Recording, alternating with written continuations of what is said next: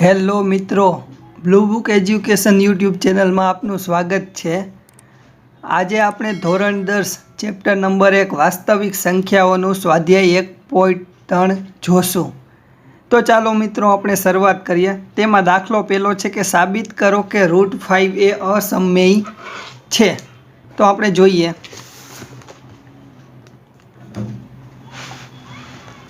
તો સૌપ્રથમ આપણે શું લખશું? દાખલા નંબર પહેલા રકમ લખી લઈએ કે સાબિત કરો કે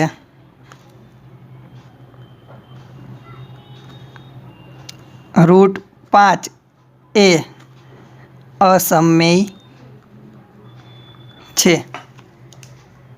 તો સૌપ્રથમ આપણે સમમેય સંખ્યા અને અસમમેય સંખ્યા વિશે થોડીક માહિતી મેળવી લઈએ। તો કે સમમેય સંખ્યા કોને કહેવાય? તો કે જે સંખ્યા P/Q સ્વરૂપમાં દર્શાવી શકાય અને Q એ 0 હોવો જોઈએ નહીં, તેને કેવી સંખ્યા કહેવાય? સમય સંખ્યા। આપણે અહીં લખી નાખીએ કે સમય સંખ્યા કોને કહેવાય? તો કે જે સંખ્યા અંશ અને છેદ P/Q સ્વરૂપે લખી શકાય જ્યાં Q એ 0 હોવો જોઈએ નહીં। જો Q એ 0 હોય તો શું થઈ જાય? આ P/0 એટલે કે અનંત ઇન્ફિનિટી સંખ્યા થઈ જાય। એટલે આવી સંખ્યાને શું કહેવાય? સમય સંખ્યા। તો કે અસમય સંખ્યા કોને કહેવાય? તો કે અસમય સંખ્યાની આપણે જોઈએ તો કે અસમય સંખ્યા એટલે કે જે સંખ્યાના દશાંશ સ્વરૂપ પછી અનંત અને અનાવૃત સંખ્યાઓ હોય। એટલે કે જેમ કે જો 10/3 એ કેવી સંખ્યા છે? સમય સંખ્યા। કારણ કે આનો ભાગાકાર કરીએ તો શું થાય? 3.3333 કેવા છે? અનંત સુધી। તો જ્યારે જો આ સંખ્યા અનંત સુધી ચાલતી હોય પરંતુ સંખ્યા રિપીટ થતી હોય તો તેને કેવી કહેવાય? સમય સંખ્યા। અસમય સંખ્યા કોને કહેવાય? તો કે અવિભાજ્ય સંખ્યાઓ અથવા કે જેનું વર્ગમૂળ ન નીકળતું હોય તેવી સંખ્યાઓને કેવી કહેવાય? અસમય સંખ્યાઓ કહેવાય। જેમ કે √5 √2 √3 તે સિવાયનું તો કે જે સંખ્યા પાઈને પણ શું કહેવાય? અસમય। તે સિવાય તો કે કોઈ પણ સંખ્યાના દશાંશ સ્વરૂપમાં અનંત અને અનાવૃત એટલે કે કોઈ પણ સંખ્યા રિપીટ થતી હોય નહીં અને અનંત સુધી ચાલી રાખતી હોય તો આવી સંખ્યાઓને પણ શું કહેવાય? અસમય સંખ્યાઓ કહેવાય। તો હવે આપણે દાખલો જોઈએ કે શું કીધું કે સાબિત કરો કે √5 એ અસમય સંખ્યા છે। તો સૌપ્રથમ આપણે શું કરશું? તો કે આપણે એવું ધારી લઈએ કે √5 એ સમય સંખ્યા છે અને પછી આપણી તે ધારણા જ આપણે ખોટી સાબિત કરીએ એટલે તેનાથી શું થાય કે √5 એ અસમય સંખ્યા સાબિત થઈ જાય। તો આપણે જોઈએ કે કઈ રીતે। તો આપણે શરૂઆત કરીએ દાખલાની કે ધારો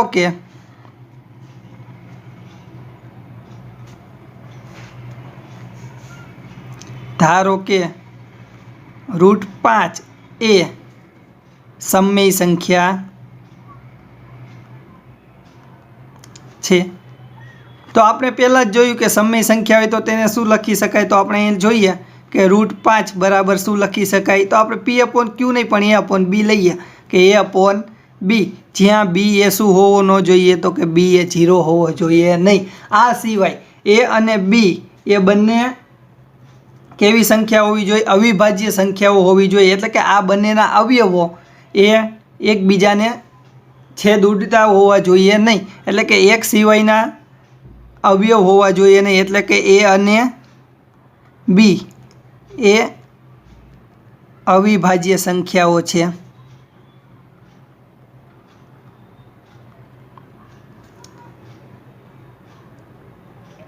હવે જોઈએ √5 બરાબર A/B।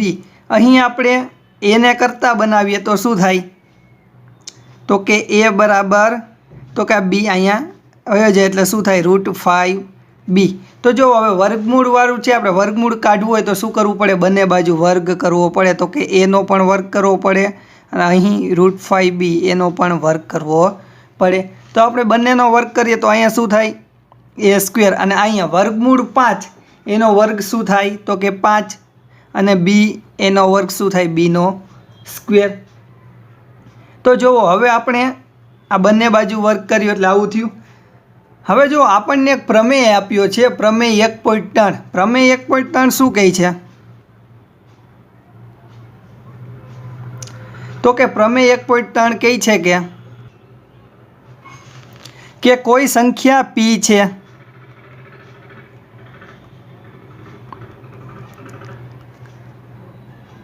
તે કોઈ અવિભાજ્ય સંખ્યા p હોય, તે કોઈ ધન પૂર્ણાંક a માટે આપણે જોઈએ કે કોઈ ધન પૂર્ણાંક a માટે a સ્ક્વેર એ p વડે વિભાજ્ય હોય તો એ પણ p વડે વિભાજ્ય થાય। એટલે કે આપણે જોઈએ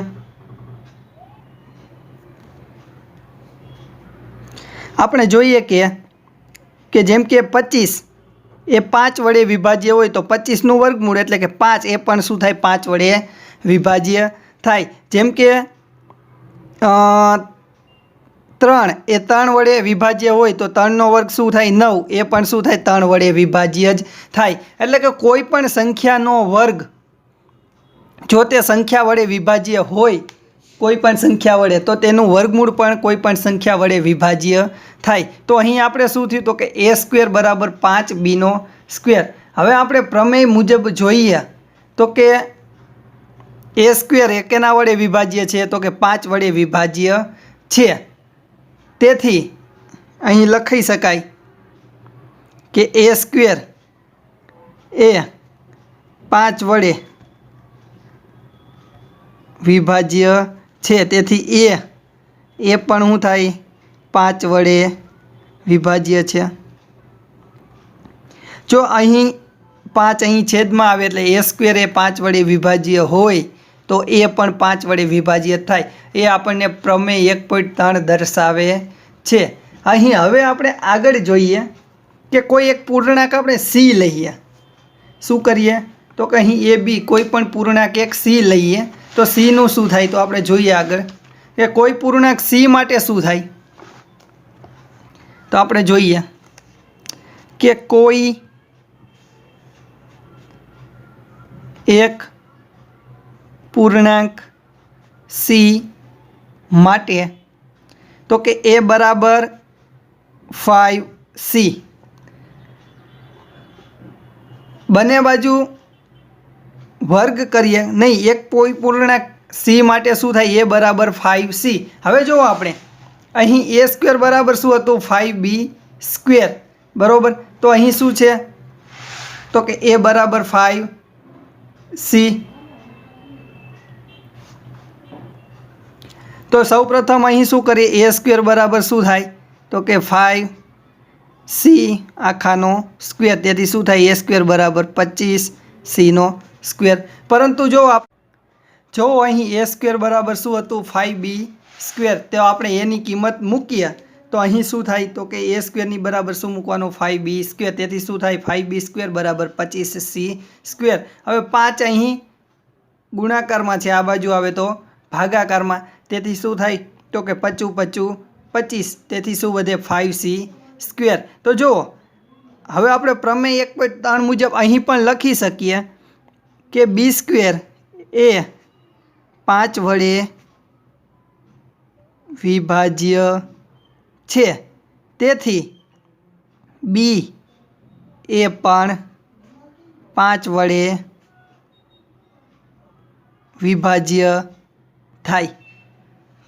આવું કેમ થાય? તો કે પ્રમેય 1.3 મુજબ। તો હવે આપણે જોઈએ કે જો એ પણ 5 વડે વિભાજ્ય છે, અહીં b એ પણ 5 વડે વિભાજ્ય છે, પરંતુ આપણે દાખલામાં શું હતું કે a અને b એ બંને કેવી છે? અવિભાજ્ય સંખ્યા। એટલે a અને b બંને કેવા છે? તો કે 5 વડે વિભાજ્ય છે। તો જ્યારે બંને સંખ્યાઓ વિભાજ્ય હોય તેનો મતલબ શું થાય? તો કે a અને b બંને શું છે? તો કે સમય સંખ્યા છે। a/b શું છે? સમય સંખ્યા આમ અહીં એ પણ 5 વડે વિભાજ્ય છે અને બી એ પણ 5 વડે વિભાજ્ય છે. તેથી આપણે અહીં લખી શકીએ કે આમ એ અને બી બંને 5 વડે વિભાજ્ય છે. જે આપણી ધારણાથી વિરુદ્ધ છે. તેથી √5 એ અસમય સંખ્યા છે. તો અહીં આ દાખલો પૂરો થાય છે. હવે દાખલા નંબર બીજો જોઈએ કે સાબિત કરો કે 3 + 2√5 એ અસમય છે. તો જોઈએ આપણે દાખલા નંબર બીજો. તો કે 3 + 2√5 એ કેવી છે? અસમય. તો આપણે એને સાબિત કરવા માટે શું કરવું પડે? તો કે ધારો કે 3 + 2√5 કેવી છે? સમય. આપણે એ ધારણા બાંધીએ કે ધારો કે 3 + 2√5 એ સમય સંખ્યા છે. તેથી શું થાય કે 3 + 2√5 બરાબર શું કરવાનું? સમય સંખ્યા એટલે કેવી હોય? તો કે a/b સ્વરૂપમાં, જ્યાં b is not equal to 0 અને a અને b એનો એક અવયવ 1 હોય, એ સિવાય શું હોય? બંને અવિભાજ્ય સંખ્યા છે. તો આપણે જોઈએ કે 3 + 2√5 ઇક્વલ ટુ શું છે? a/b. તો ફરીથી અહીંયા લખી નાખો એકવાર, 2√5 ઇક્વલ ટુ a/b. તો હવે અહીં આપણે √5 ને કરતા બનાવો એટલે આ 3 ને અહીંયા પ્લસમાં છે, આ બાજુ આવે તો માઇનસમાં, એટલે શું થાય? 2√5 બરાબર a/b માઇનસ √3. હવે બે અહીં ગુણાકારમાં, આ બાજુ આવે તો ભાગાકારમાં, એટલે શું થાય? √5 બરાબર a/b માઇનસ 3/2. તો જુઓ અહીં આ સ્વરૂપ કેવું મળ્યું? a/b પ્રકારનું, પરંતુ અહીં અંશ છેદવાળું સ્વરૂપ, પરંતુ √5 આપણને ખબર જ છે કે √5 એ કેવી સંખ્યા છે? અસમય સંખ્યા. એટલે અસમય સંખ્યા બરાબર સમય સંખ્યા થાય નહીં. તેથી આપણે અહીં લખવું પડે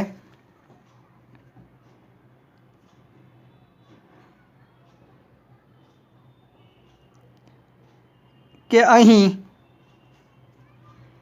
a/b માઇનસ 3/2 એ સમય સંખ્યા છે,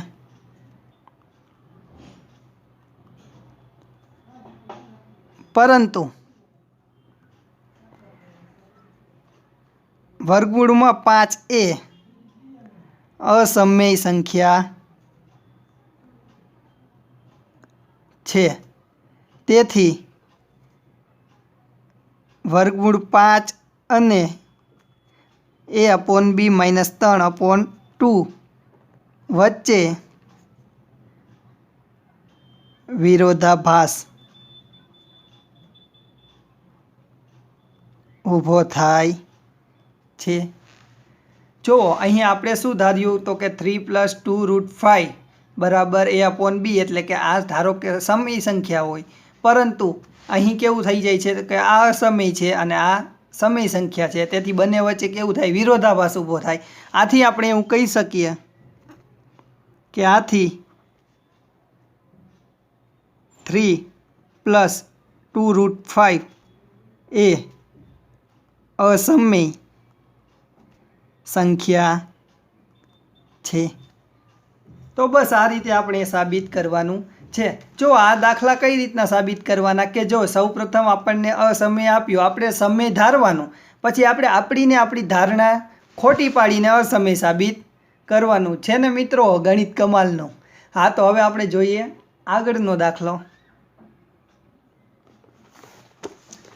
તો જો ત્રીજો દાખલો છે કે નીચે સંખ્યા અસમય છે તેમ સાબિત કરો. અહીં આ અસમય સાબિત કરવાની છે. એમાં પહેલું શું છે? તો કે 1/√5 √2। તો આપણે જોઈએ અસમય છે તેવું સાબિત કરવાનું છે। એમાં પહેલો દાખલો કે 1/√2। તો આપણે જે આગળ કર્યું એવી રીતે કે ધારો કે 1/√2 એ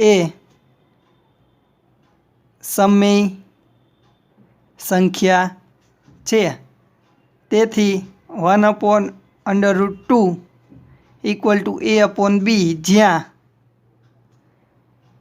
b is not equal to 0, b એ 0 નથી, અને a અને b અવિભાજ્ય સંખ્યા છે। હવે આપણે જો આ √2 આપણને ખ્યાલ જ છે કે અસમય સંખ્યાનું ઉદાહરણ છે આ √2। તો આપણે √2 ને કરતા બનાવવો પડે, તો સૌપ્રથમ આપણે ચોકડી ગુણાકાર કરીએ તો b ગુણ્યા 1 એટલે b બરાબર a√2 એટલે √2a।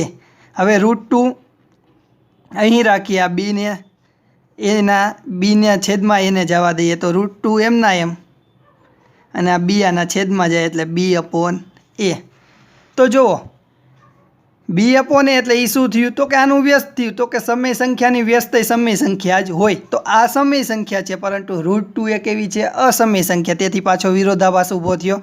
તો અહીં લખવું પડે કે b/a એ સમય સંખ્યા છે,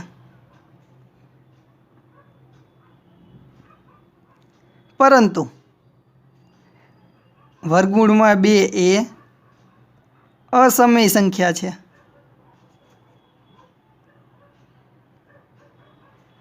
તેથી આપણી ધારણા ખોટી પડે છે।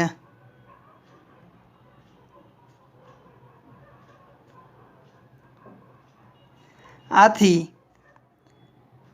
1/√2 એ અસમય સંખ્યા છે। તો બસ મિત્રો, આ દાખલો અહીં પૂરો થાય છે।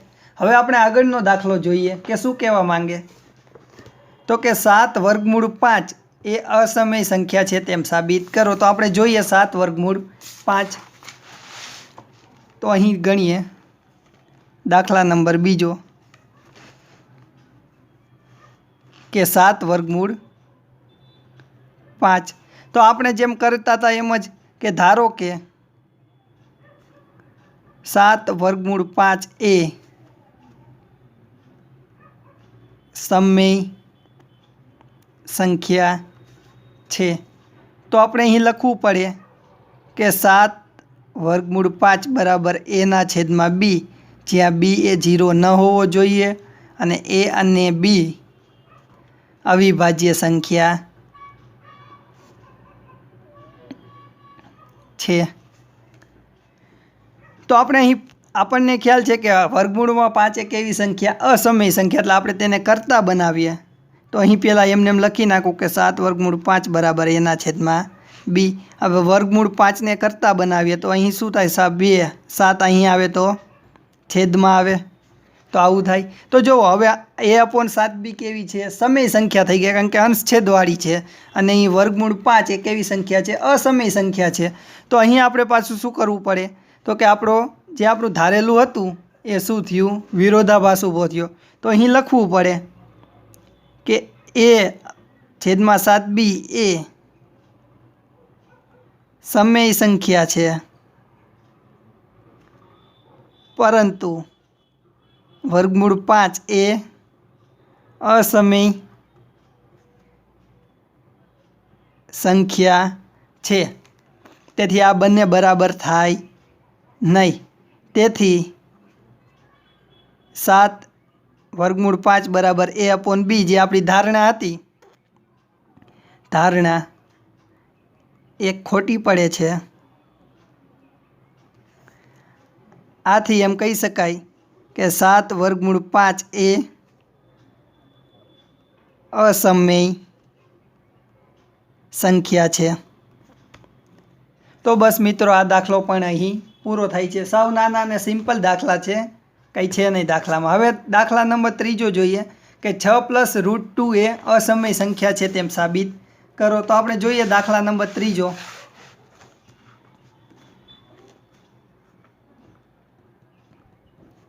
કે 6 વત્તા વર્ગમૂળમાં 2 એ અસમય છે તેમ સાબિત કરો. તો આપણે સૌપ્રથમ શું કરવું પડે? તો કે ધારવું પડે કે ધારો કે 6 પ્લસ વર્ગમૂળમાં 2 એ સમય સંખ્યા છે. તો આપણે લખવું પડે કે 6 પ્લસ વર્ગમૂળમાં 2 બરાબર a/b કે સમય સંખ્યા ધારવી પડે, જ્યાં b એક શું હોવો ન જોઈએ? તો કે 0 હોવો જોઈએ નહીં. અને a અને b એ અવિભાજ્ય સંખ્યા છે.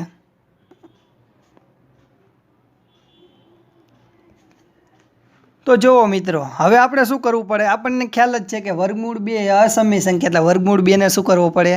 તો કે કરતા બનાવવો પડે. તો આપણે જોઈએ અહીં તો કે 6 વર્ગમૂળમાં 2 બરાબર a/b. તો 2 ને કરતા બનાવવો હોય તો 6 એની આરે શું છે? સરવાળામાં આ બાજુ જાય તો બાદબાકીમાં, એટલે આવું થાય a/b -6. તો હવે અહીં કાંઈ ન હોય તો શું હોય? છેદમાં 1. હવે આપણે આનો શું કરીએ? ચોકડી ગુણાકાર કરી લઈએ. તો કે √2 બરાબર a ગુણ્યા 1 એટલે a માઇનસ b ગુણ્યા 6 એટલે 6b છેદમાં આ બેનો ગુણાકાર b ગુણ્યા 1 એટલે b.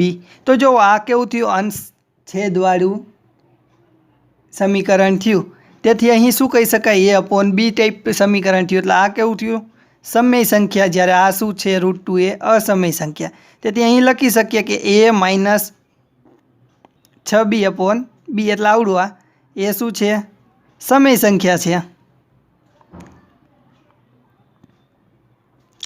પરંતુ વર્ગમૂળ 2 એ અસમય સંખ્યા છે. તેથી આપણી ધારણા હતી કે 6 વત્તા વર્ગમૂળમાં 2 a/b એ શું થાય? આપણી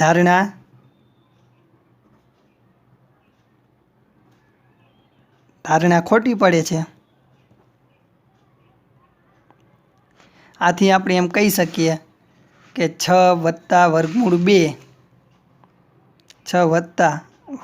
2 એ અસમય સંખ્યા છે. તો બસ મિત્રો, સાવ સિમ્પલ અને સહેલા દાખલા હતા. અહીં કંઈ કરવાનું નથી કે આપણને જે અસમય સાબિત કરવાનું હોય તેને આપણે શું કરવું પડે? સૌપ્રથમ સમય ધારી લેવાનું, અને જે આપણે ધારેલું હોય સમય તેને આપણે જ ખોટું પાડી દેવાનું કે ભાઈ જે ધારેલું સમય છે તે સમય નથી, પરંતુ ખરેખર અસમય સંખ્યા છે. એટલે કે વિરોધાભાસ ઊભો થાય, એટલે આપણું જવાબ મળી જાય છેલ્લે. તો બસ અહીં આપણું સ્વાધ્યાય 1.3 પૂરું થાય છે. અને હવે પછીના વિડીયોમાં આપણે સ્વાધ્યાય 1.4 ચાલુ કરશું. જો તમને વિડીયો સારો લાગ્યો હોય તો વિડીયોને લાઇક કરો. અમારી channel blue book education YouTube ચેનલને સબસ્ક્રાઈબ કરો. તમારા મિત્ર વર્તુળમાં પણ શેર કરો. આભાર.